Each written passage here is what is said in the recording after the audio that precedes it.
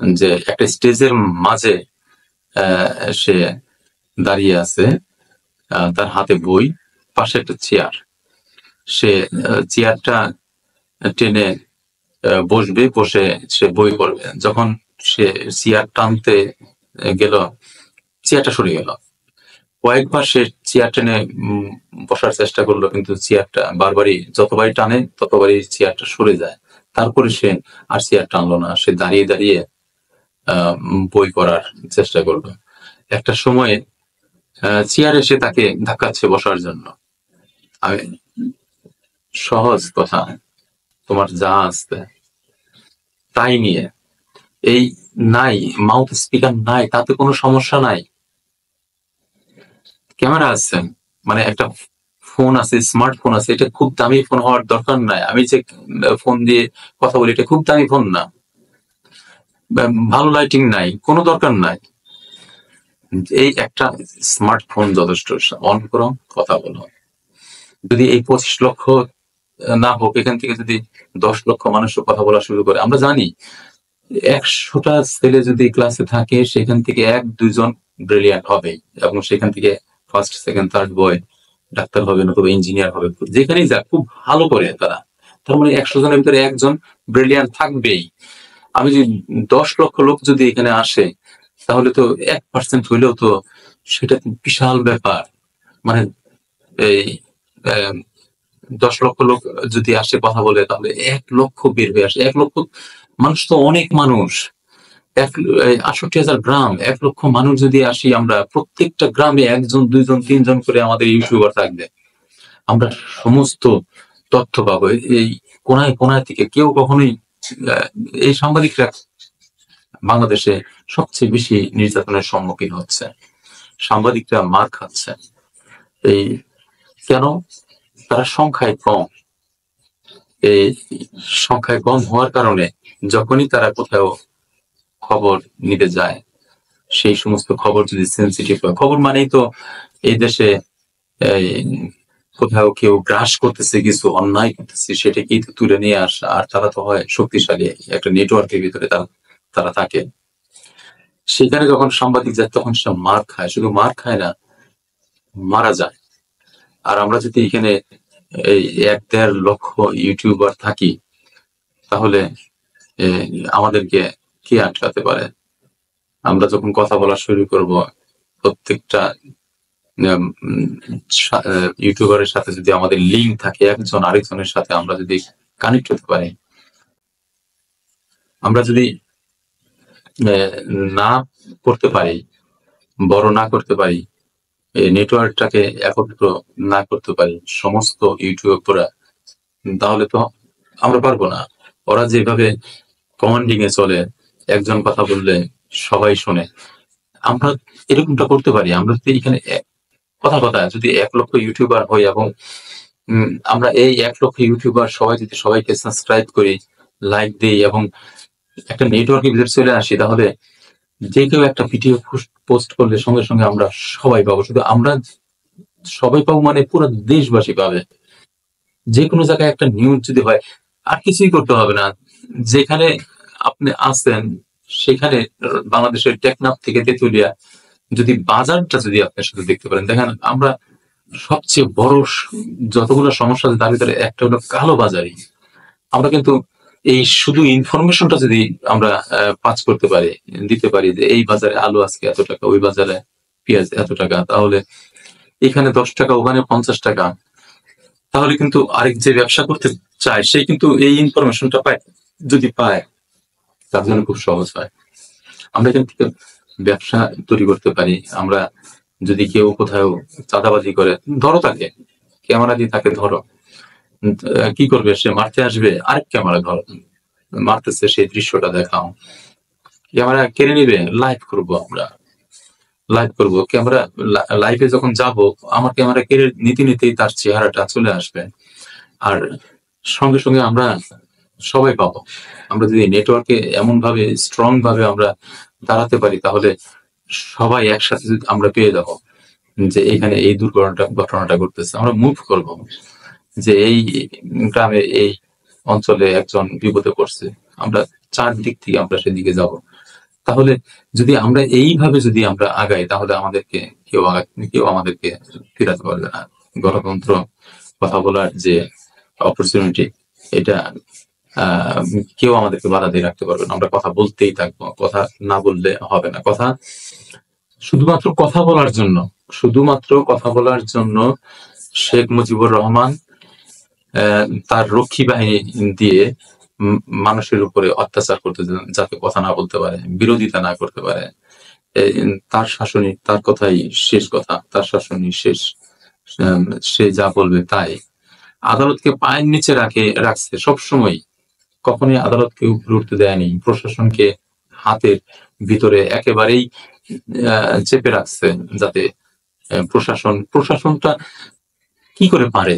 অবশ্যই সেখানেও স্বার্থবাদী কিছু দুর্নীতিবাজ, এই যে এবার যখন এই কাঁঠাল রানী পালালো, তখন কিছু দুর্নীতিবাজ প্রশাসনে, মানে পুলিশ প্রশাসনের কিছু পালাইছে অনেক, মসজিদের ইমাম সহ পালাইছে। বিচারপতিরা যারা এত ঢং করতো, কথা বললে তাদের নামে যে এই আদালত অবমাননা হয়, আর দুর্নীতিবাজ বিচারকের বিরুদ্ধে কথা বলতেছি আমি, আদালত অবমাননা কেন হবে? আমি কি আদালতকে অপমান করতেছি? আদালতকে অপমান করতেছে সে নিজে, ওখানে বসে, আদালতের ভিতরে বসে, পবিত্র আদালতকে সে অপবিত্র করতেছে, সে দুর্নীতি করতেছে, সে খারাপ করতেছে। আমি যদি তার এগেইনস্টে কথা বলি, আমাকে ধরবে আদালত অপমাননা। তার মানে এটা এরকম যে ওই নদীতে স্রোত যাচ্ছে পূর্ব থেকে পশ্চিম দিকে, পূর্ব দিকে সিংহ পানি খাচ্ছে আর পশ্চিম দিকে হরিণ। মানে সিংহ যেদিকে পানি খাচ্ছে সেদিক থেকে স্রোত যাচ্ছে হরিণের দিকে, সিংহ পানি ঘোলা করতেছে, সেই ঘোলা পানিটা হরিণ খাচ্ছে। যখন সিংহের পানি খাওয়া শেষ হলো, তখন সে তার মনে হলো যে এখন হরিণটা খাইলে খুব ভালো হয়, সে হুঙ্কার দিয়ে বলল যে তুমি আমার পানি ঘোলা করলে কেন? উল্টাটা, তার ইচ্ছে হলো যে সে হরিণকে খাবে, তাই সে হুঙ্কার দিল পানি ঘোলা করলে কেন। আসলে এর শক্তিকে প্রয়োগ করে, ওরা শক্তিকে প্রয়োগ করে। যতগুলো অফিস আছে, দুর্নীতিবাদ আছে, ক্যামেরা যখন যাবে সে কথা বলবে না, ক্যামেরার থেকে সে মুখ লুকাবে। এইরকমটা যখনই দেখবো আমরা যে ক্যামেরার থেকে মুখ লুকাইছে, মানে দালমে কুছ কালা হে, ক্যামেরার থেকে মুখ লুকাইছো মানে তোমার ভিতরে সমস্যা আছে, তুমি দুর্নীতিবাজ। আমরা ওই মানুষটার পিছনে ঢুকবো, লাগবে, ওর বাড়ি পর্যন্ত যাব, ওর বাবা মা, ছেলে মেয়ে, ভাই বোন, শ্বশুর শাশুড়ি, শালা শালি, সবার তথ্য নেব, যে 2 দিন আগে কেমন ছিল, এখন কেমন আছে। তার সেই দুর্নীতির পয়সাতে তার ছেলে মেয়েরা 15 লাখ টাকা দিয়ে ছাগল কিনবে, আর আমরা এগুলো প্রকাশ করবো না, আমরা এগুলো প্রচার করব, প্রকাশ করব, আমরা এগুলো নিয়ে কথা বলবো। তাহলে যখন এগুলা শুরু করব আমরা লক্ষ মানুষে, তখন ওরা পারবে না। আর আজকে আমরা এটা একটা শূন্য স্থান, ইউটিউবে কথা বলার জন্য মানুষ নাই। আর যেসব মানুষে চাচ্ছে ইউটিউবে কথা বলে, ইউটিউব দিয়ে ব্যবহার করে পয়সা ইনকাম করবে, এই ইন্ডিয়ার এক দাদা আছে, এই দাদা চুরি শিখায়। আগে ও ছিল চোরের রাজা, সে তার একটা প্রতিষ্ঠান ছিল, সেখানে চুরি শিখাইতো, সে চুরি শিখাইতো এবং চুরি করায় সে কমিশন নিত। কিন্তু এখন দেখতেছি ডিজিটাল সময়ে সে ডিজিটাল চোর বের হয়েছে। সে চাইনিজ ভিডিওকে কি করে অ্যাপস এর মাধ্যমে কাট করে নিয়ে আসতে হবে, সেটাকে কি করে এডিট করে ওই উপরে চলবে চাইনিজের ভিডিওটা, আর নিচে আমি একটু রিয়াক্ট করব, একটু হাসবো, দেখবো, মাথা ঘুরাবো, এটা সে শিখায়। এগুলো করে ইনকাম করা যায় নাকি? এগুলো করে ইনকাম করা যায় না। এই চ্যানেল থাকবে না, টুমোরে এই চ্যানেল ভ্যানিশ হয়ে যাবে। স্থায়ী কিছু করতে হবে। যদি মাথায় বুদ্ধি থাকে, যদি কথা বলতে পারো, কথা তো সবাই বলতে পারে, কে না পারে? সবাই কথা বলে। প্রথম দিকে কথাতে একটু সমস্যা হবে, পরে ঠিক হয়ে যাবে। কথা বলতে হবে, ক্যামেরা নাও। যারা কথা বলে দোকানে, চা স্টলে বসে, তাদের সামনে ক্যামেরা ধরো। তুমি এত বড় বড় কথা বলো, আমি ক্যামেরাটা ধরি, তুমি এইবার কথা বলো। প্রশ্ন যদি একটা থাকে যেসব প্রশ্নগুলা সৃষ্টি করে, যেমন এই যে এখন প্রশ্ন দিছে, সৃষ্টি করছে রাজনৈতিক দলগুলো, জনগণ ভোটের জন্য ব্যস্ত হয়ে গেছে, এই প্রশ্নটাই করো ওই লোকটাকে, যে লোকটা কথা বেশি বলতে চায় দোকানে বসে, তার সামনে নিয়ে বলো যে সরকার বলছে যে তুমি ভোট দিতে চাও, ভোট দেওয়ার জন্য ব্যাকুল হচ্ছে, তুমি কি বলবে সে কথা। এইভাবে মা বোনেরাও কিন্তু বাড়ির ভিতরে কত গল্প করে, এরা গল্পের তো শেষ নাই। তিনটা মহিলা একত্র হইলে কথা যেন শেষ হয় না। ঠিক আছে, কথা বলো, সেখানে একটা ক্যামেরা নাও, এবার বলতে থাকো কথা। আরো কত ভাবে এখানে ব্যবহার করা যায়। এই ইউটিউব ব্যবহার করে আমরা আমাদের স্টুডেন্টদেরকে সাহায্য করতে পারি। আসলে সাহায্য করার জন্য দেশকে অন্যকে একটু হেল্প করতে পারলে, সাহায্য করতে যদি পারো, তাহলেই কিন্তু সমস্যার সমাধান হবে। এই ইউটিউব দিয়ে যে পয়সা ইনকাম করবো এই জন্য দৌড়ানো তা না। তুমি সাহায্য করবে, যখন তুমি সাহায্য করবে তখন তুমি আস্তে আস্তে, এটা অন্যের সাহায্য না তো, এটা তোমার নিজেরকেই সাহায্য করা। এটা এমন একটা সিস্টেম যে তুমি অন্যের উপকার করা মানেই নিজের উপকার, দেশের উপকার করা মানেই নিজের উপকার। আমি যদি গণতন্ত্র আনতে পারি, আমি যদি দেশে সুশাসন আনতে পারি কথা বলে, শুধু কথা বলে, তাহলে যেটা হবে, এই যে ৩১ লক্ষ কোটি টাকা বের হয়ে গেল, আগামী ১৫ বছরে এই টাকাটা বের হয়ে যাবে না। আগামী ১৫ বছরে আমাদের শিক্ষা প্রতিষ্ঠানগুলো আরো উন্নত হবে, আমাদের চিকিৎসা প্রতিষ্ঠান হাসপাতালগুলো উন্নত হবে, আমাদেরকে বাইরে যেতে হবে না, আমাদের এই কালোবাজারিটা বন্ধ হয়ে যাবে। কালোবাজারি তো সেই ৭২ সাল থেকে আমাদের সেই পিতার আন্ডারে যারা ছিল তারা শিখাই গেছিল। মাঝখানে কিছুদিন বাকি ছিল, একটু একটু করে করছিল, যেটা ওই যে ওই ৭৫-এর ১৫ই আগস্টের পর থেকে নিয়ে ৯০ পর্যন্ত, তখনও তারা অ্যাক্টিভ ছিল। কিন্তু এরা এই ২০০৮ থেকে নিয়ে শুরু করে ২৪ পর্যন্ত যে খেলা দেখাইছে, এবং ২৪-এর পরে তো চরম খেলা দেখালো এরা। এই ২১ টাকা করে আলু নিয়ে আসলো ইন্ডিয়া থেকে, সে আলু আমাদেরকে ৮০ টাকা খাওয়ালো।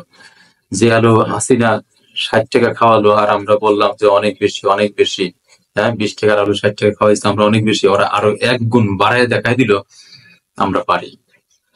ওরা চ্যালেঞ্জ করছিল এবং সেই চ্যালেঞ্জ ওরা জিতলো, আমরা কিচ্ছু করতে পারিনি। আমরা খাইছি, আমরা ৮০ টাকা আলুই খাইছি, যারা খাইতে পারছে খাইছে, যারা না খাইতে পারছে না খেয়ে রয়েছে। আমি পারি নাই, আমি খাই নাই। আমার মতো এরকম অনেক মানুষ আছে যারা পারে নাই, খায় নাই, কিন্তু আমরা কথা বলি নাই, আমরা কথা বলি নাই।